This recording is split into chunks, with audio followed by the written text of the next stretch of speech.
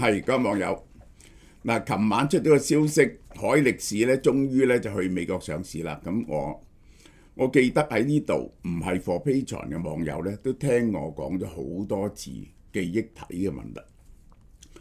如果2024年啊係呢一個邏輯晶片 GPU 嘅爆發時間咧，25年下半年開始咧就係記憶體。咁所以我用咗好多時間去明白記憶體嘅。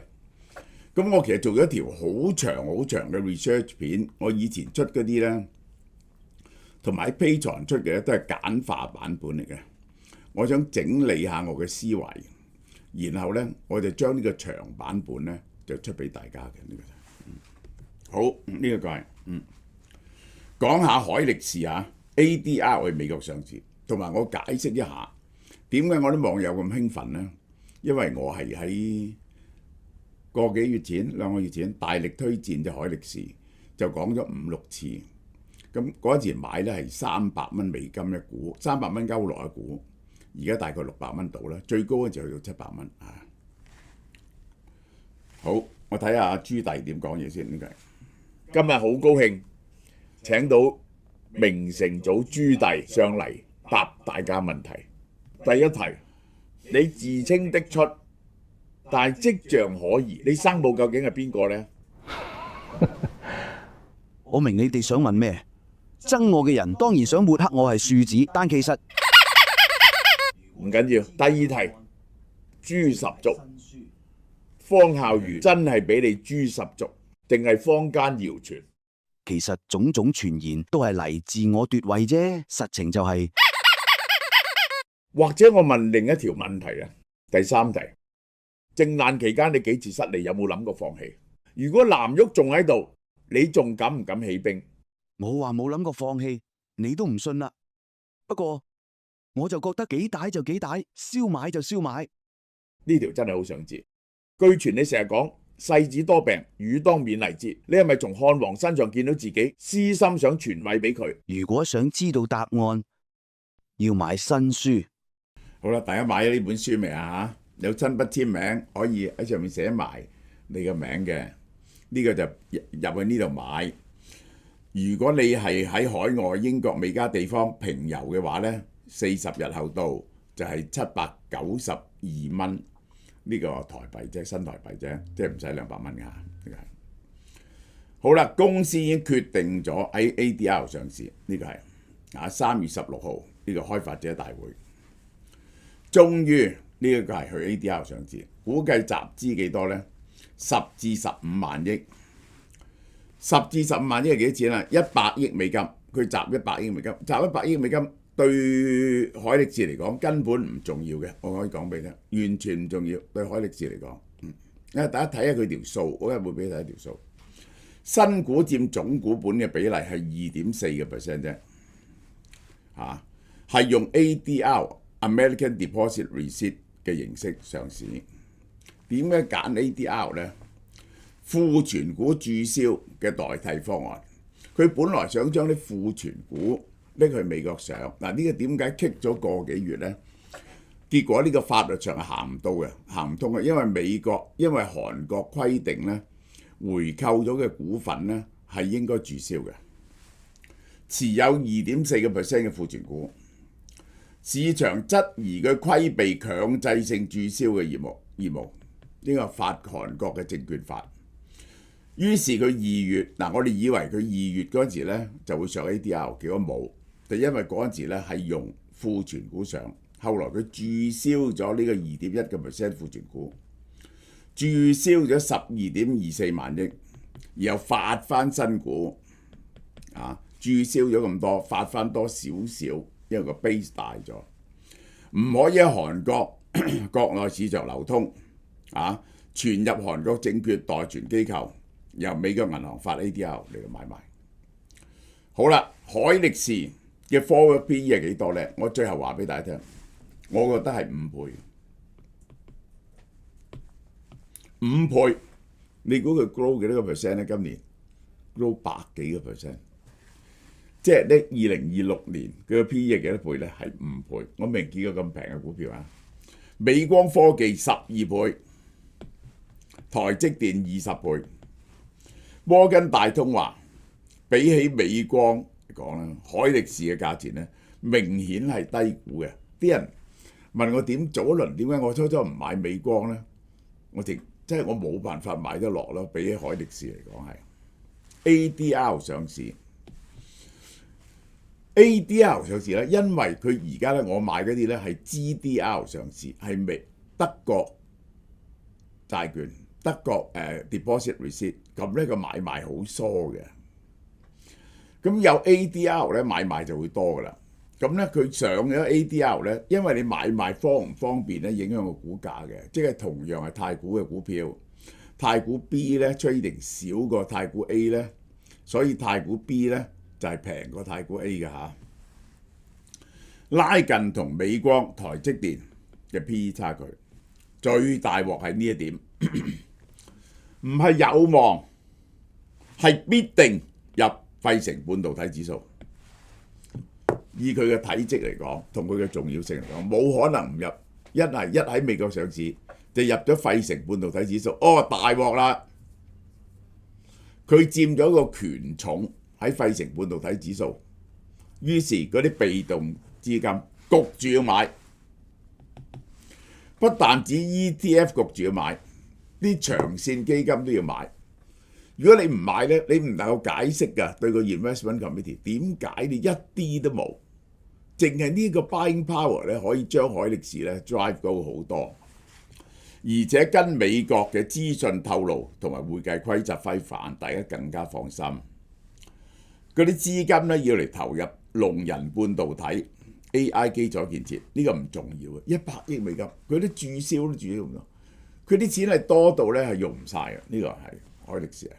嗱，資金去向係龍人半導體集團啊，佢喺平潭起一間廠，而家揾第二間廠就喺龍人，總共係600萬億韓元，600萬億韓元係幾錢啊？4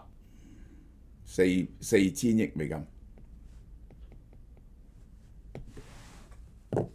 ，4000億美金。分10年投入啦，每年幾百億，變咗個呢個係好大鑊嘅。你而家集100億美金係10萬億啫嘛，呢個係60倍唔係喎，400億美金，400億美金，400億美金。ADR 融資嘅錢，海力士HBM 嘅市佔率係佔咗50%，三星3%，美光2%至2%半。2%到，最緊要嘅就係喺 HBM4 喺 Vera Rubin 嗰度咧，海力士佔7%，三星3%，美光咧係集中喺 HBM3E 嘅，三大得3間公司做嘅啫，呢個世界非常清楚。三大巨頭2026年啊已經賣晒，排到2028年。2028年前供不應求嘅局面難以緩解，每年嗰個需求咧都係以 20% 嚟到前進，而嗰個供應增加咧只可以係5至10%，個短缺咧係越嚟越嚴重嘅。去到2028年，佢嗰個平潭廠咧先至起好，呢個就係 HBM4 三方規格嗱。佢咧係 IB 第5代，佢搞緊 IB 第6代，三星咧係第6代。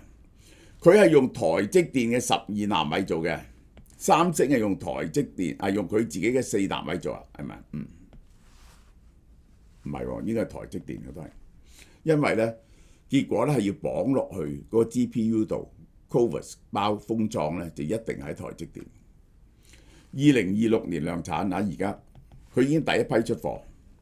佢係佔咗7%，佢佔咗3%，佢係佔大量貨，因為佢好穩定，佢咧係效能勝過佢，但係佢貴過佢嘅，因為佢用12納米，佢係用4納米，4納米貴好多嘅。SK 海力士呢一個 HBM4咧係用台積電嘅12納米做嘅，優先保障大規模量產同穩定。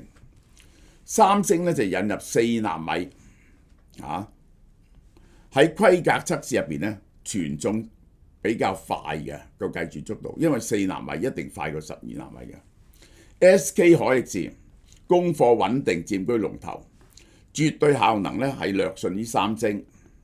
三星咧係第一批 HBM4 出貨嘅，搶先喺前面。好啦，呢一個海力士係點呢？出年佢就第6代啦，佢用3納米即刻壓倒翻，由12納米跳去3納米。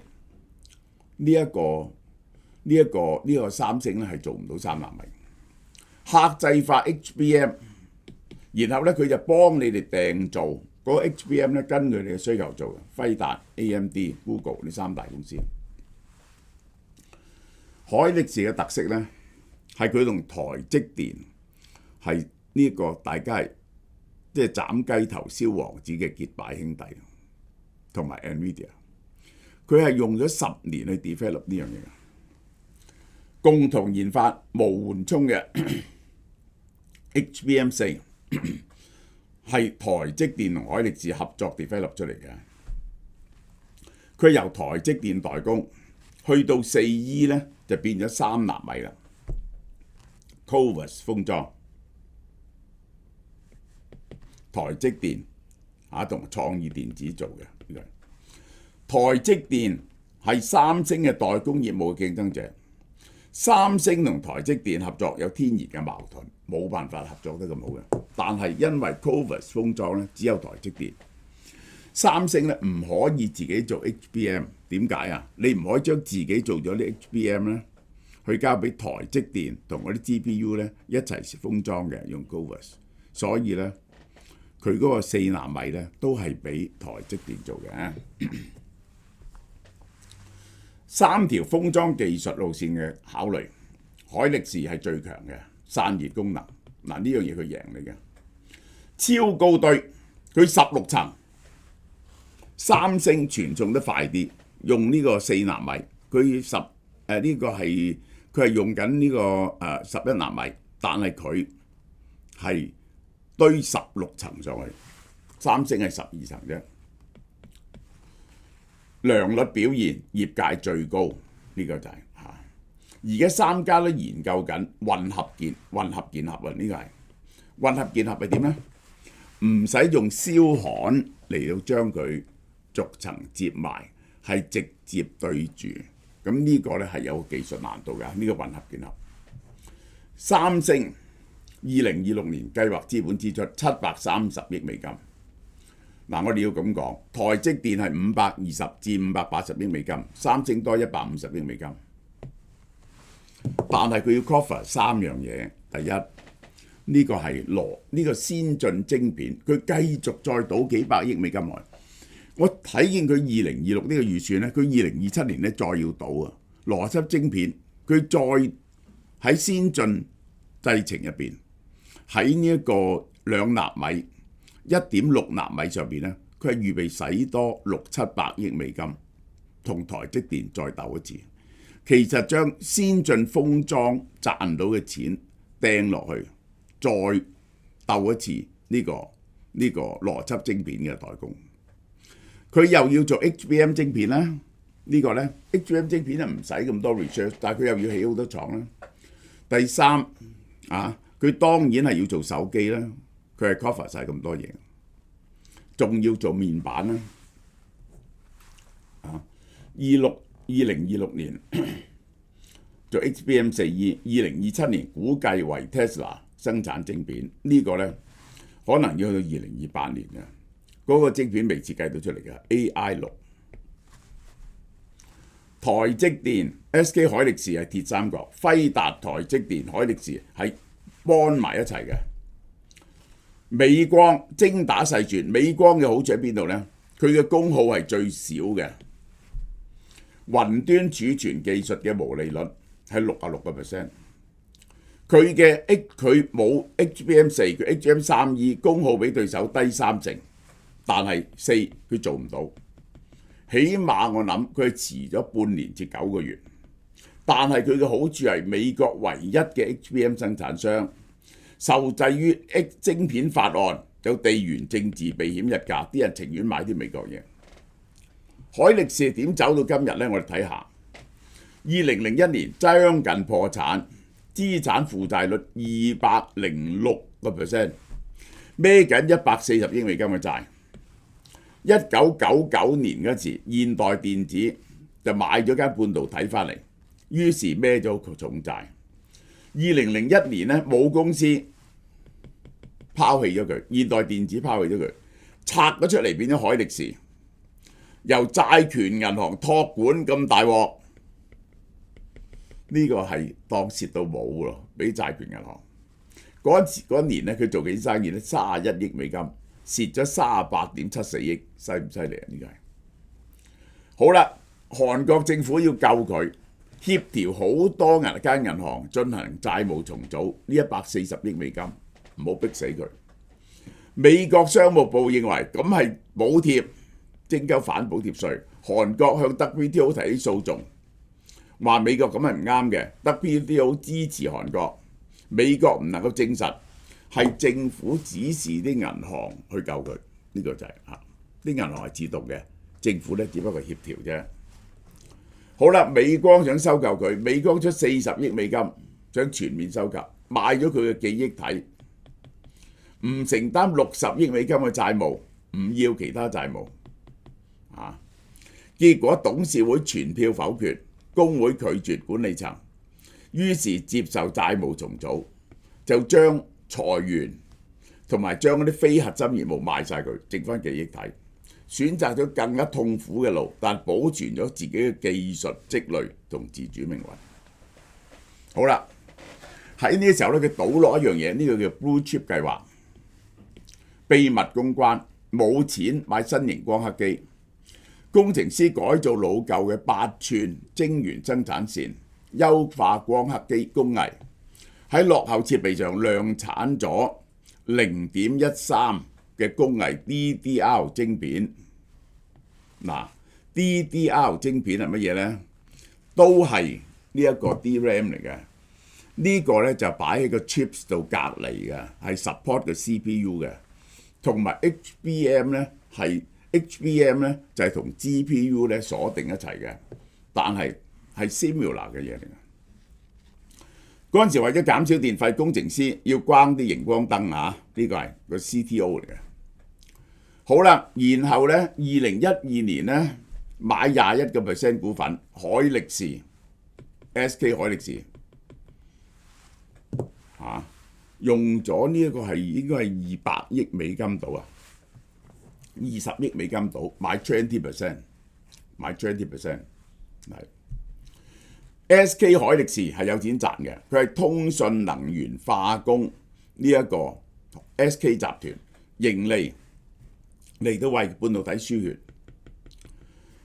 同國家經濟命脈綁定，因為太重要啦，喺記憶體度危機嗰陣時咧，政府長期支持，內部能夠循環，外部兜底。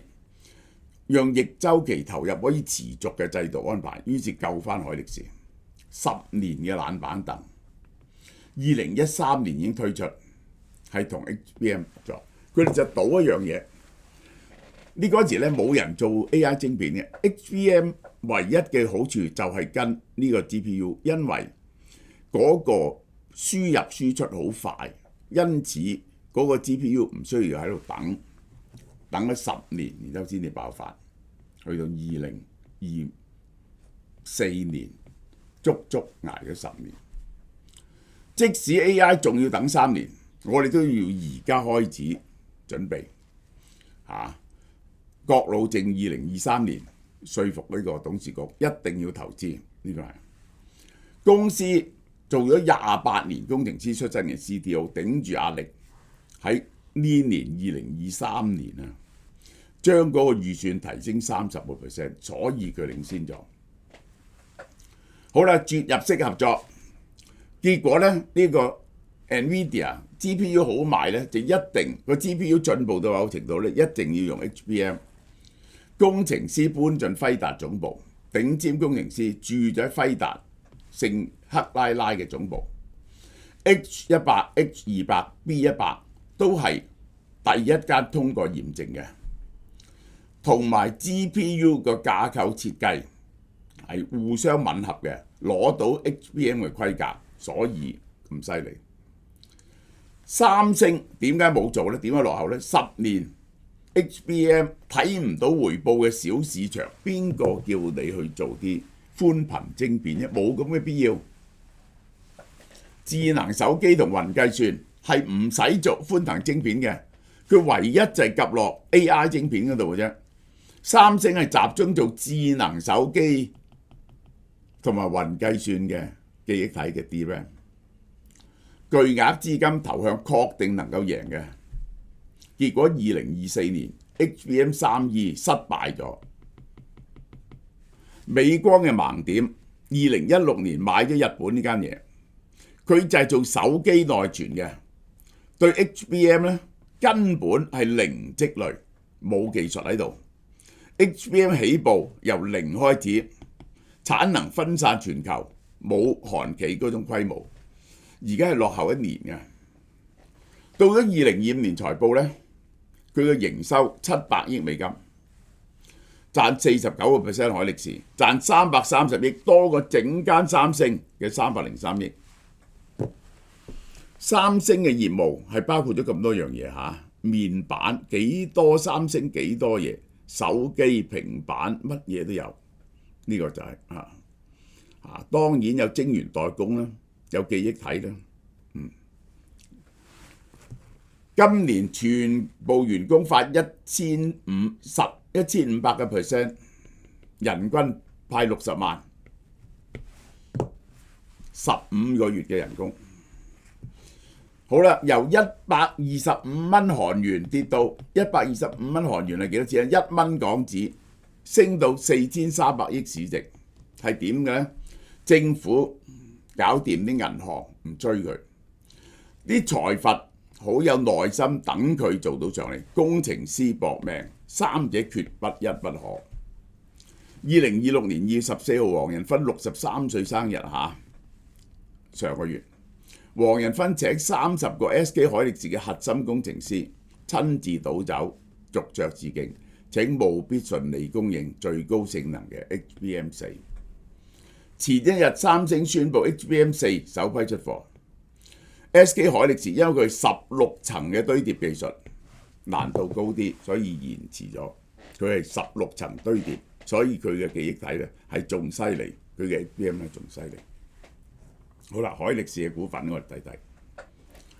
海力士嘅股份而家市值幾錢呢？我俾大家睇下，海力士喺呢度4300億。佢舊年一年起咗幾多啊？由呢度炒上嚟，炒起咗500%。海力士係500%。今日一股咧係933000韓圜。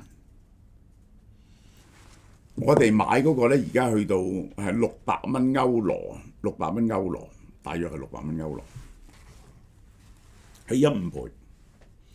佢海力士就有做呢個 HBM， 有做 DRAM， 有做 NAND Flash。三星世界上最大嘅做 NAND Flash， 呢個 DRAM 邏輯晶片，呢個 CPU。呢一個面板、手機咁棒去做嘅，佢嘅市值係幾錢呢？嗱，我睇呢條數啊，佢起咗幾多啊？佢一年間起咗幾多呢？佢係由呢個60-70起到呢度3倍。佢日記憶體咧已經賺多咗好多錢啦。佢嘅1268萬億韓圜，海力士咧係平過佢嘅6800億韓圜，6800萬億，而海力士嘅盈利咧係大過三星嘅。美光係點呢？美光係升咗幾多呢？由呢度升到嚟呢度100蚊度啦，升咗4倍。美光嘅市值咧4500幾億美金，係大過海力士。佢賺嘅錢咧唔夠海力士一半，而佢市值咧大過海力士。我哋睇下幾個核心數據，你睇呢啲數據咧你就呆咗。海力士2025年做緊生意呢，670億美金，賺290億至300億。嗱，仲呢條數嚟講，結果呢個係實數，賺300億美金，佢而家4300億，都係13倍 PE 啫。每股40至42蚊，而家咧係600蚊到，所以咧係10幾倍 PE。佢出年賺幾多錢呢？而家已經過咗3個月啦。佢出年係會做1100億生意至1200億，係增加65% 至80%。Net income 仲犀利，750億至900億，一間賺900億嘅公司，升150% 至200%，翻3倍出嚟。每股110蚊至125蚊，我當你120蚊啦，就係5倍啦。而家係加175% 至300%。咁問題就係你覺得呢個 AI 嘅需求會唔會持續增加呢？喺呢一年暴增將近 double 再 double 嘅情況之下，華爾街唔相信佢會再 double。先發優勢從來唔係永久嘅護城河嚇。從 SK 海力士嘅壁壘係一次次寒冬，靠啲工程師繼續睇唔到回報、反人性嘅逆周期決策做出嚟嘅，終於捱到呢樣嘢出嚟。喺呢個世界就係需要 HBM， 而佢就紅霸咗 HBM。拒絕無效護膚，微刺感就係肌膚甦醒嘅絕對信號。Dr. Bargo 微針精華顛覆膚質，重塑無瑕透白，突破極限，蘊含99,900條專利積雪草精華微針，強勢打開肌底通道，秒速擊退泛紅粗糙。想拯救肌膚，潮貓貓超市全線有售。嗱，呢個微針精華抵到無限。積雪草亮白緊緻，呢個係最後倒數7日啊！呢個韓國最出名嘅微針，100針嘅88蚊啫，400針嘅138蚊，有排用一支，好嘛？大家多多支持。捱夜、應酬、壓力，呢啲毒素積埋，最先受罪嘅係你個肝，面色黃，成日周身酸痛，就係你個身體同你對抗。試下韓國方包呢隻護肝素，佢含水飛薊素同生物素，幫你個肝大掃除，清走垃圾。當你捱夜嘅時候，你個肝其實好辛苦，佢係要負責分解個毒素，製造膽汁，儲存營養，仲有超過500種複雜嘅功能。所以俾個機會你個肝修復一下，韓國方包護肝素，每日1粒。記住，真正嘅光彩係由裡面滲出嚟嘅。於俏貓貓實體鋪、網上及莎莎全線發售。